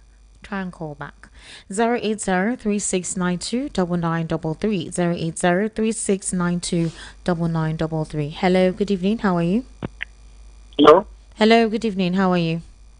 Good evening, Matthew, sir. How are you? I am fine, sir. Welcome. What's your name, please? I greet you again. Thank you very much. What's your name, sir? Please, I'm listening to you and your guest. The tape you play, I have to say, yes, that man said a lot of things. Okay. And the Koboko. Nigeria has already divided. Igbo, Yoruba, Hausa, they are already divided without no comment. Because this country doesn't belong to one person. This government has divided Nigeria. No matter, we are pretending that we are one. We are not one. We are pretending. So let this country divide. Let us Igbo go, Hausa go, Yoruba go. Let us know where we are. Because this country has divided. When they come to election now, they will be talking of people. This is not their place. Go to your place and vote. Oluomo, has Oluomo said something this time around? Oluomo, is he saying anything? He has himself. He has collected his money and he has himself. He will not come. Some of his supporters will not come and talk now. Now, if the Igbo man say something like they will say Igbo, they are criticizing Obi because Obi clear Lagos. That's why they are nice. Straight in the history, my sister, enough is enough. What you could say is enough is enough. I'm 58 now. I know what is going on in this country. This country is not safe. I said it from now. This country is not safe. This will happen 2027. This will happen. If they didn't give the right person this government, this will happen in this country. Thank you. Thank you. I hope nothing happens. That's the plan. We're operating a democratic system of government, and the government will definitely have to provide safety for everyone. We just need to create that. We should just be aware, keep ourselves sensitized to issues in the polity, and we expect that the government of the day will protect its people regardless of the differences in the polity. I think that is what should count. That is what should be important. Okay, 08036929933. Hello, good evening. How are you? Hello. 08036929933. That is a number to call, and the WhatsApp number is 0817-1756-338. Hello, good evening. How are you? Hello, good evening, Esther. Good evening. How are you? Welcome. Yeah, my name is Shola. Can you hear me well? Yes, I can hear you well. Okay. I greet your guest studio. Thank you very much. The other man that called in, or that you called, yeah, he spoke very well. That's said in Electoral. Yes, yeah, he's you know what I've discovered there? There was a course we read in school one time, I think critical reasoning or something, I can remember. Yeah. In my university days. And I've realized that Nigerians, we are just a kind of peculiar people, and I've realized that it's due to the kind of leadership we've had for a long time. So our thinking has been distorted, and we are following the pace at which our leaders, you understand, because we have been having thieves. Let me just be straight. We have been having questionable characters as leaders, and corruption has been established. And whenever they want to take office, you understand, because as it is, Nigeria has it's a very complex society. The elites are the ones at the top, you understand. So those are the ones, we have the northern oligarchs, those ones are there, you understand, born to rules factor, and we have those in the southwest in our own side there, you understand. Those ones too, they are collaborating with them, and whenever they need power, they know how to twist the brains of the people. So Nigerians are good followers, you understand. It is what the successive leaders have taught us. That is what has been established in us now. The corruption everywhere. Now, if you look at it, it's getting to a boiling point. Yes, it and is. The callers are called from abroad. They mentioned something that they wrote a book, they wrote to Kigali. You understand? Yes. We are heading towards it, I'm telling you. This present government now has even now established what we call politics of thuggery. Yeah. You understand? It's talk as in violence. He said it now. He said, grab this, snatch it, run away with it. He said it there. You understand? And we are seeing it at play. So, Obi, like you mentioned, there's no time to say all these things. Yeah. Obi is somebody that is different from the kind of politicians we have. I was saying it today that what is there in somebody serving? You understand? To them, he's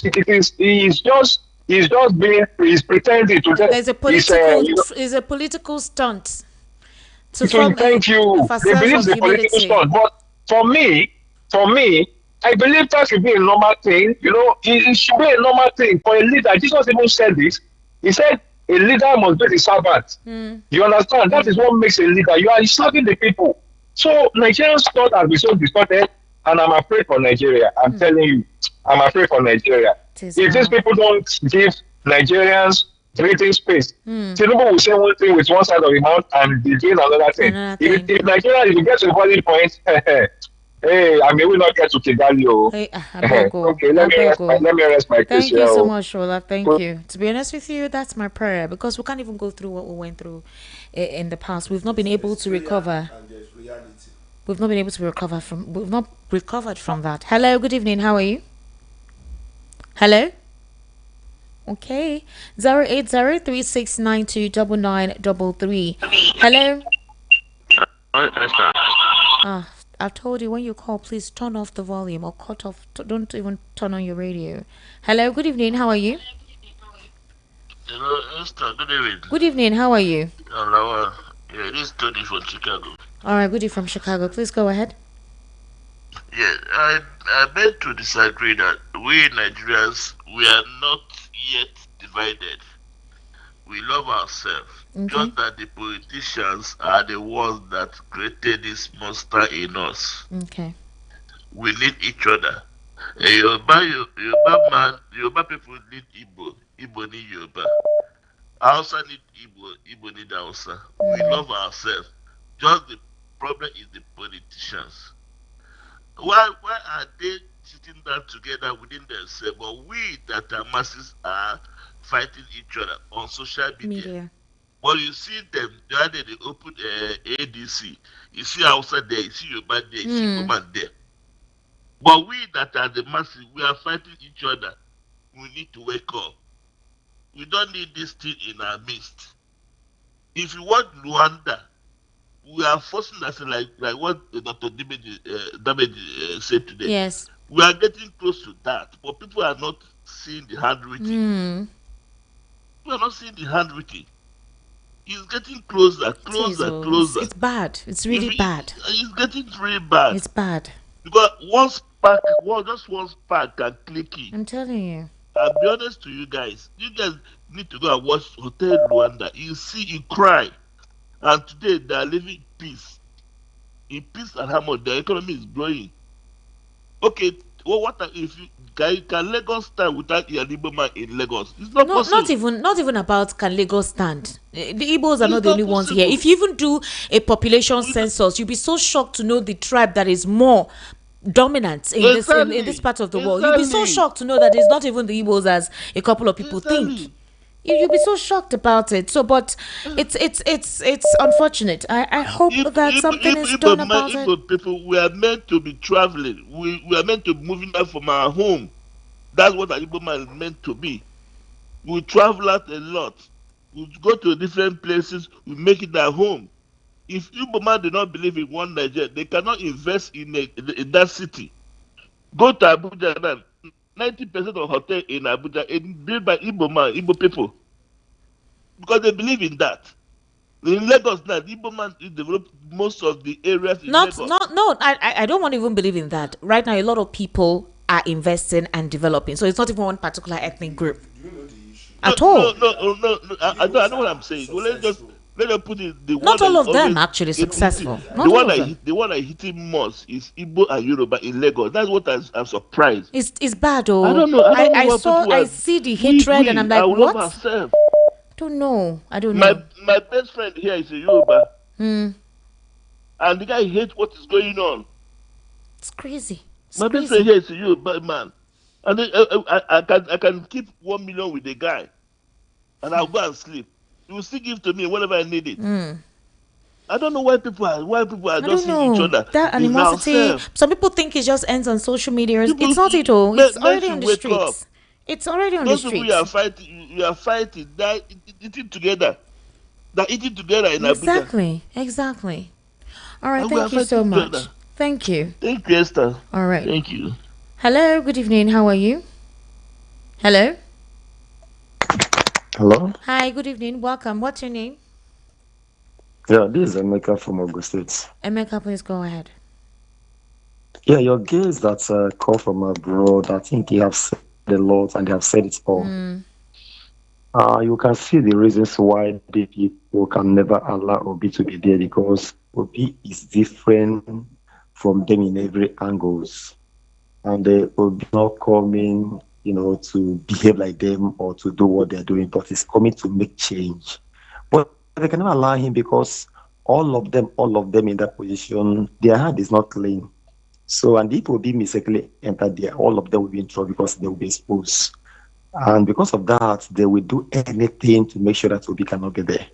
So, all I can advise will be, if he try his best and they don't allow him, let him just go and relax. So, let them keep on doing whatever they're doing in the nation. So, Almighty God will deliver his people in this nation in the hand of this occultic and highly evil movement. God bless you. All right, thank you for calling. Hello, good evening.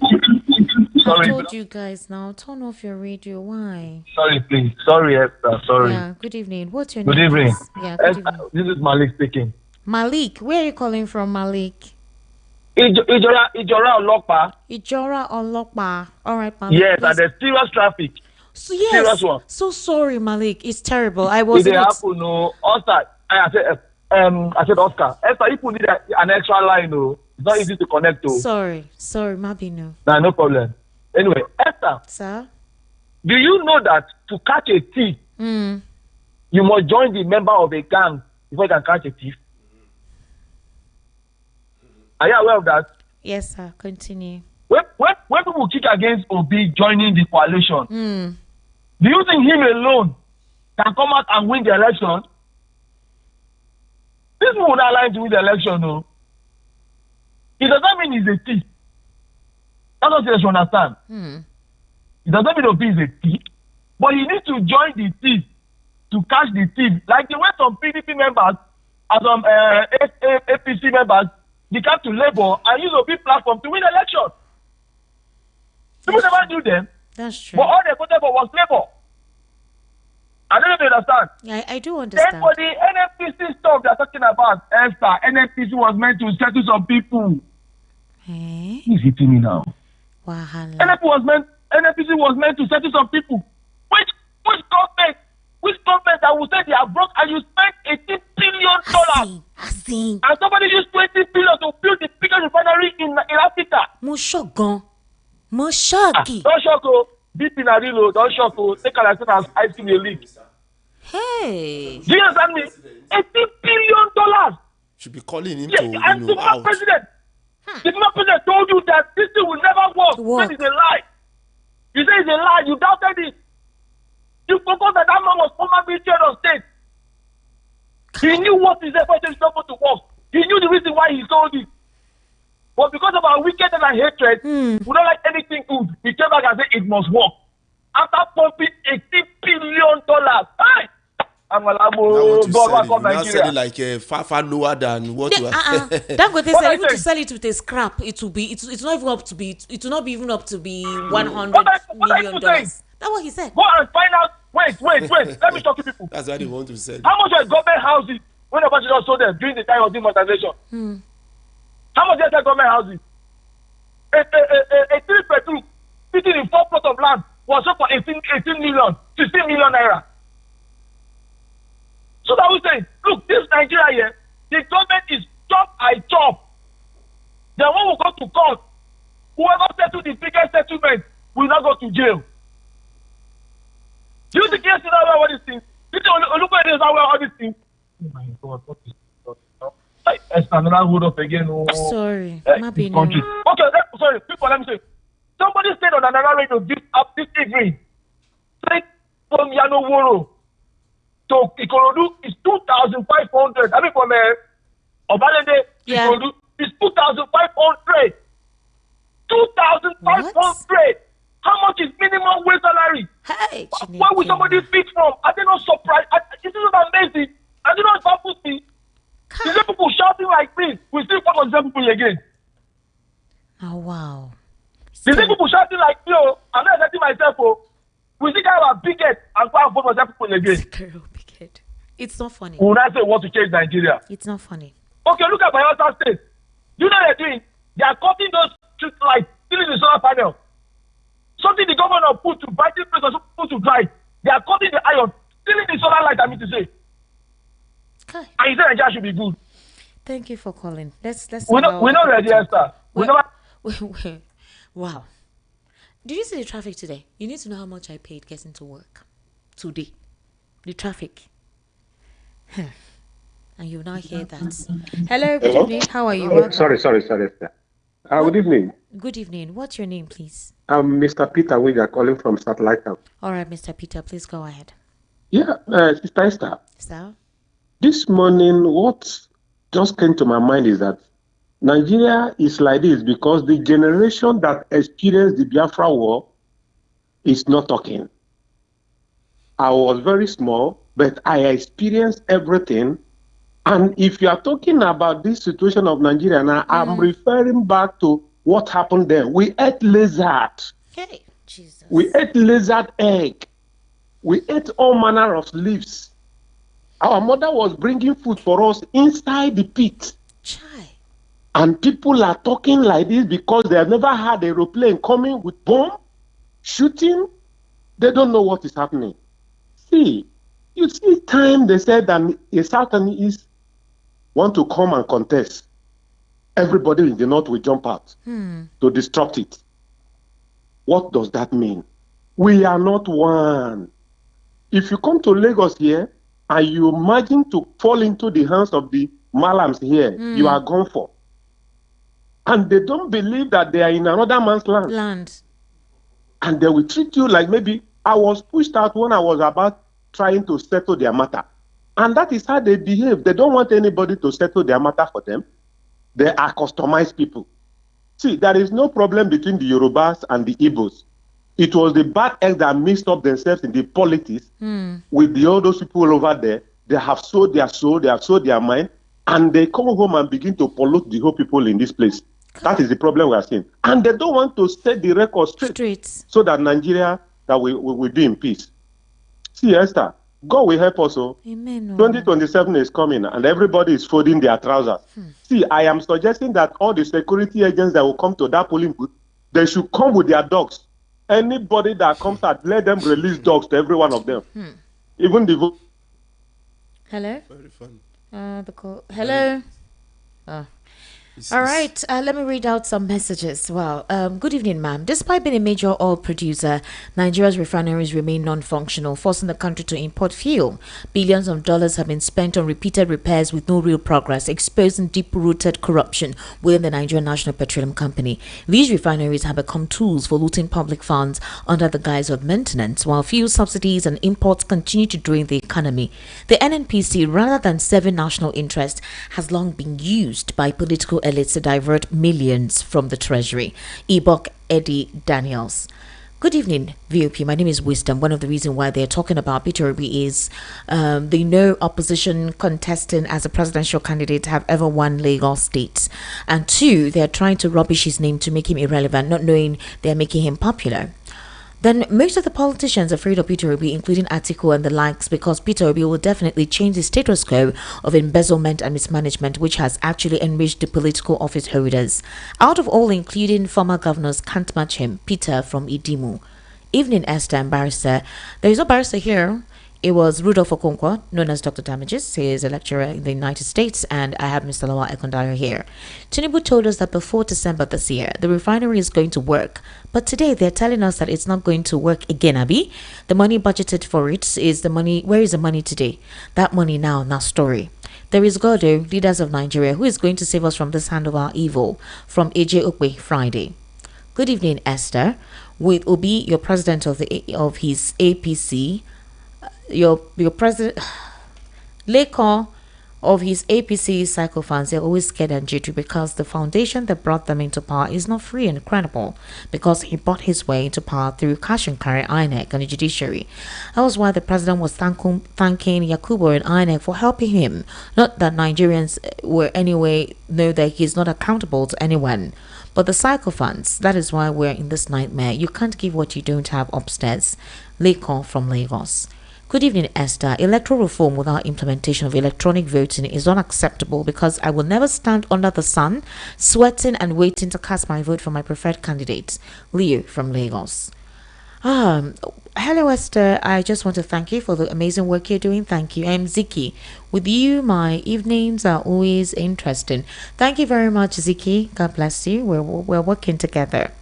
Esther, good evening. The analyst in the studio has a perfect explanation of who Peter Obi is. I told you in my last message that as an airliner, I was surprised that the man could come to the check in the counter to check himself in as governor then. He comes to the airport without entourage. I see most of the politicians all the time, even local government chairmen. It's amazing how they behave when they come to the airport. But Peter Obi is different. Well, you need to know him one-on-one. You'll be surprised. Frank from Egbeda.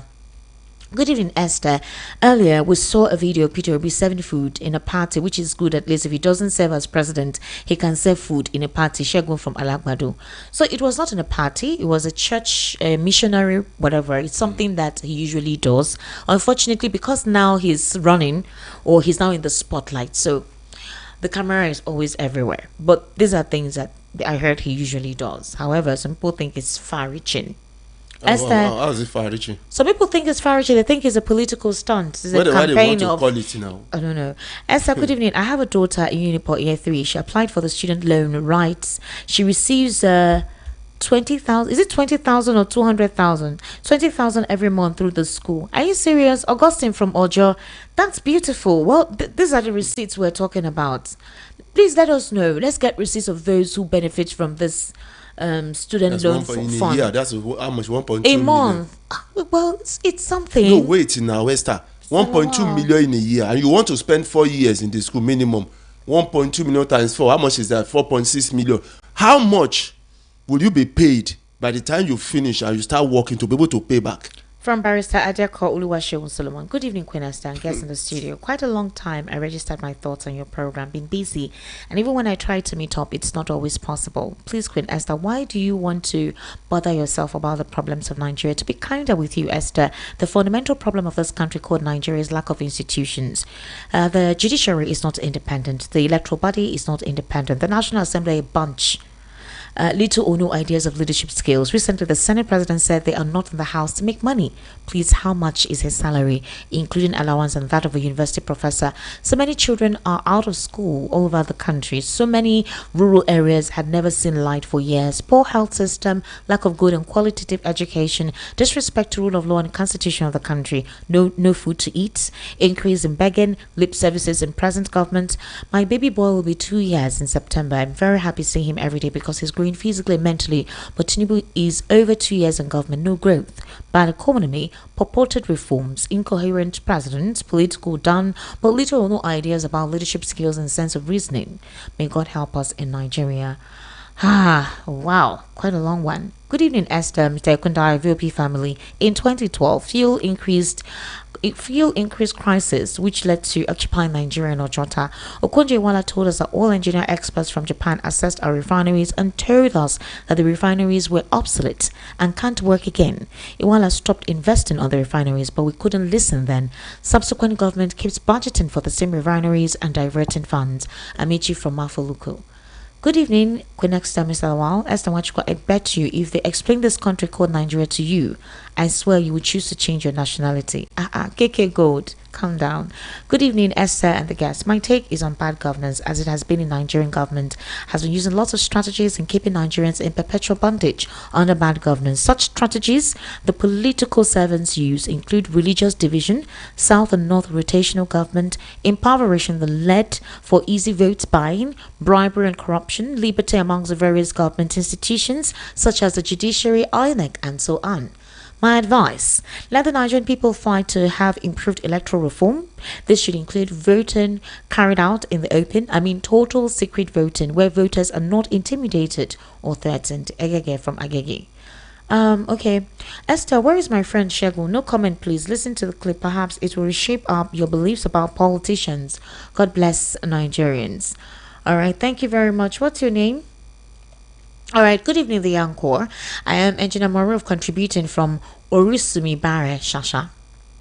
Permit me really greatly thank you for the highly civilized, enlightened, and very detribalized guest, Dr. Okonkwo, you brought on your program today. He has spoken so dispassionately, globally, and unsentimentally. Please, this is the kind of guest that you should be bringing to this program.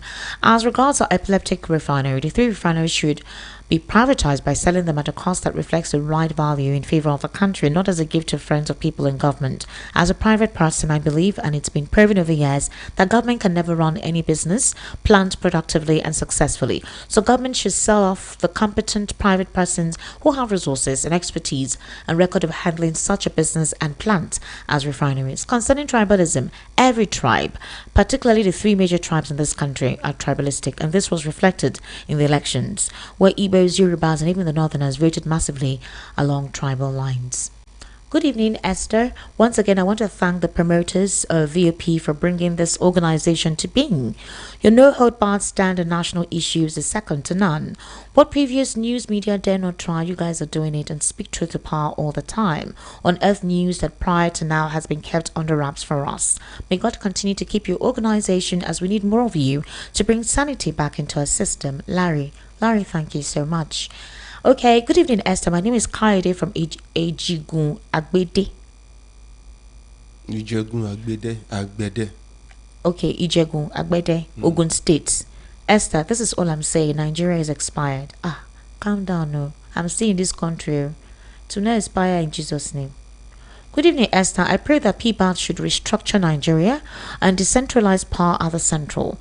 Then the North will no longer shout about one Nigeria. Anybody telling you that we're united in this country is lying to you. Esther, for the first time in Lagos, I did not see any other party campaigning aside APC. I'm afraid of the unfolding political tendencies in Lagos. John Jew from Ijesha. They've been saying all these things online. You guys thought that they are not practicing it offline. Esther, good evening. I want to say that Nigerians never want to take destiny into their hands. Yes, the elders and past leaders don't want to do anything because they contribute 90%. Esther, tell me, how can we have these great men in this country and they're not saying anything? Michael Omomere from Aswani. Madam Esther, good evening. The coalition is a good idea, but let Ajiko step down for Obi to rescue this country from the mess. Monday from Ejigbo. Okay, thank you very much. Good evening, Esther. I think I've read this. Mahmoud Yakubu, the INEC chairman, is a problem of Nigeria. God will never forgive him for the suffering he brought to Nigerians. Judas did the same thing. MKO, the living one from Satellite Town, Lagos. Bonsoir, Esther Wachuku, Barrister. There's no Barrister Darlington here. I'm Engineer Oji Khaled from Benin Republic. Esther Wachuku, do you know North people do not believe in one Nigeria? Another man slapped one chief of Yoruba Agbero at Iyanoba and nothing happened. Even they don't respect any land, but Igbos do respect and obey. If really Nigeria wants to be one, the only good candidate must come from... Okay, I'm sorry for Nigeria. All right, thank you very much. Esther, good evening. Ade from Lagos. Before 2023 elections, Nigerians lived together, married from each tribal and ethnic group, and specifically Lagos, and nationally till now. We tolerated each other until this APC government led by the president and his musketeers used ethnic, religious and tribal sentiment to divide the people because of election gain. Remember MC Oluomo, Iyachinidu Saga, Bayonanuga always attacking Obi during and after the elections. Oba of Lagos saying the Igbos will die in the lagoon. Obasan says they will take the houses from Igbos. Also, they use Agbero to disturb people not to vote, especially the Igbos in Lagos. Once you don't vote APC in Lagos, in which the people, even journalists, were attacked. So it is this clueless, low-grade mind that has caused all this chaos. It's a shame the worst of us is ruling the best of us. Truly, there was a country. Hello, good evening. How are you? Good evening, Esther. Good evening, welcome. What's your name? Yeah, I'm Nicky West. I'm calling from Nkwaja. All right, please go ahead, Nicky. Yeah. I see I don't know the man you played the audio. I just joined when the audio was on. All that he said was the basic truth. And then your guest collaborated what he said.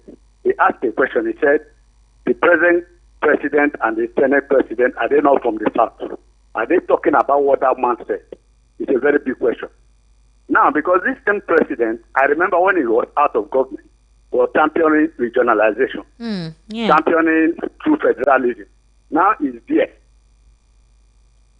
So what they do is they just collaborate among themselves, create an impression that there's a division so that they will continue to hold Nigeria down. Look at it. That's just like what the audio says. The North are not pretentious about their intention. They are always here to tell you that without their interest, Nigeria would never exist. And then the South were always pretentious about it. Come out beginning to laundry unity that does not even exist in the first place. So that is the problem we are having. Now, the president, who is a proponent of true federalism and regionalization, is no more talking about it. He's in power now. And what did not did very well was to see how to get few people in the South, then use those people to disorganize every plan of the South, resisting their interest that they've imposed on Nigerians, as if without them, Nigeria must not exist. That's what they do, especially the Southwest. When they rule a bit, they look for a Southwesterner and then throw in there and they manipulate him. Tinubu refuse to be manipulated. That's why you see all this thing going on. So we should tell ourselves the truth. The truth is that we are not one. Let us divide this country or regionalize it. Let us come with a structure that is workable if Nigeria will ever have a future. Thank you. Thank you for calling. Good evening, Esther. I'm enjoying your program. The more I try to understand this country, the more I get confused. Nigeria has entered one chance. May God help us all. Alex from Ikotu. Good evening, Esther. Okay, thank you. Esther, can you believe that billions of naira are paid to the workers in these 3 refineries monthly as salaries without doing any job? Joe from Bariga. Yeah, so Joe, like they knew that place is non-existent, is moribund. They keep putting aside money for the refineries. If you look at all the budgets every year, there's money for refinery maintenance. More shock, I shock. That's why they want to sell. I shock. No, it's not about sell it. No, they knew, Mr. Lawal. They knew that those refineries, the equipment are obsolete. But they kept thinking that they could fix it, or either that, or they deliberately. Okay, so where are the billions of dollars that was invested in these refineries? That is why I said the president has a lot to tell Nigeria. That was one of the promises you even Melekiari. I remember 2023, they promised us by December refinery will work. 2024, the same thing. Then just after 1 month, they shut it down. They were celebrating that yes, the government Tinubu has resuscitated the refineries. Look at the billion, Mr. Lawal, see money. That's why they are saying they want to cover up all those monies. They knew. Obasanjo lamented, and the government of the day shut him down. They shut him down. They criticized him. That this is your brother. Why are you talking against him like this? That's why anytime you talk the reality, the truth, they will turn it tribalism. They will make it tribalism. You get it? This NBC own, it pain me, Mr. Lawal. It pain me. It pinch me for body. Look at the money. You just they go people accounts. What about all this? They said, look at what they told us, and that means everything is ended now. Now, Dangote you don't talk and hold her. He said during Yaradua's time, he even wanted to buy those refineries. He wanted to purchase it from them. Dangote has spoken. Our refineries are obsolete and cannot work again. All the money spent, budgeted on this refinery since 2015 have been embezzled. Mr. Lawal.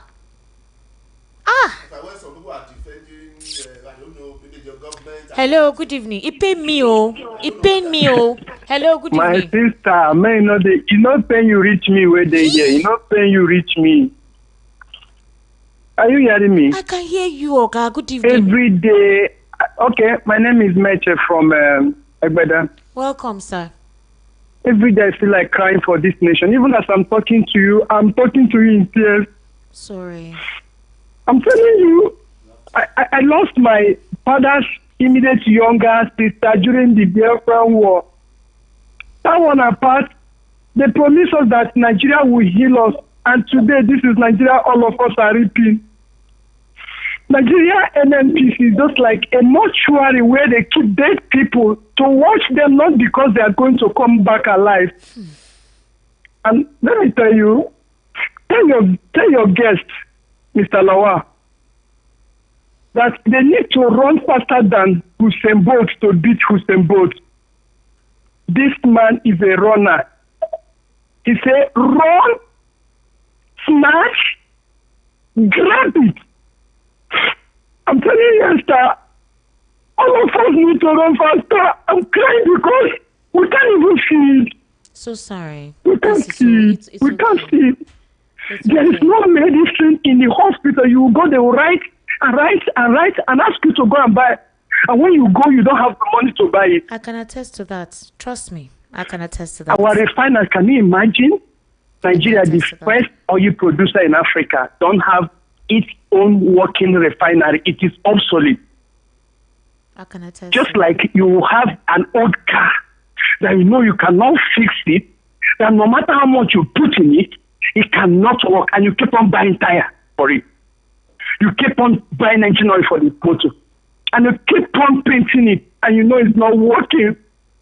All of that are killing us. They don't care about it. They want us all dead so that they will keep on piling money for their great children yet on board. Please tell Nigerians, it is not about that people, it's not about Obi. It is all about us. Please. It is not about us, it is not about Southeast. It is about Nigeria. Can we join hands and salvage this nation? I swear. Please, journalists, talk to Nigerians, please. We're all dying. Sorry. Where are the delegates from today? Please. All right, it's okay. It's going to be fine. It's going to be fine. All right? It's going to be fine. That's why we keep creating this awareness. Mr. Lawa Ekundaya, I can confirm with what he said. My dad is diabetic. The diabetes came out because during the war, what they usually eat is cassava. So he got used to it. And then one day he was in the village, because we're building then, and he fainted. All for him to go to the hospital. They said he was diabetic, and I must tell you that his drugs, he doesn't eat what we eat. I know. And now those kind of people, they're like special needs. Their food is, and that the kind of food they need to eat is expensive. The drugs that we usually buy before. Hey, Mr. Lawal. Hey, it is well. So I can attest to what he's talking about. I can attest to that. What's your final take, please? Because we need to go. It's 8 minutes gone past. My final take is that Nigerians should not give up. Whether they have written the vote, whether somebody is here you don't want to, whether this, and no matter what happened, what is happening, don't give up. Because the moment you keep losing hope, that is when the enemies keep succeeding. But you have to fight the enemy with everything you have to be able to get your freedom. That is the way you have to do it. Or else, the enemy will continue succeeding when you are running. When you are hiding, the enemy will continue to succeed. But when you confront the enemy, maybe you have what it takes to beat the enemy, but you are not using it because you are afraid. Any small thing, they will talk about a Lekki massacre. As if people don't die in their houses. As if stray bullets don't go and kill. What about people who were in schools and they went to kidnap them? Or people in their villages and they went to kill them? Did they go on protest? But if the people come out with one voice to say this is what we want, then possibly you might get it. All right, ladies and gentlemen, we need to wrap up right about now. We actually have an ad coming up very soon. I sincerely do appreciate you being part of the conversation. I do hope that while we continue to have those conversations, that our leaders are listening and do the needful. There's no need for ethnic sentiments. We have the same red in our blood, the same DNA, sort of the same red blood cell, white blood cell. We shouldn't let politicians divide us. Nigeria cannot afford to go through that system again. It's terrible and it's hard. And when things happen, these guys will run away. You'll be left alone. You'll be left to handle. Most of the people even stuck in this situation, they're not even residents they don't reside in this country. A lot of them are in diaspora. You hear them and tweet and say all sorts of stuff. And those who are just trying to mind their business and survive are actually going through the repercussions or consequences of that. My name is Esther Machuku. Make sure that you have a beautiful and amazing weekend. And I'll see you on Sunday for the Political Spotlight. Bye for now.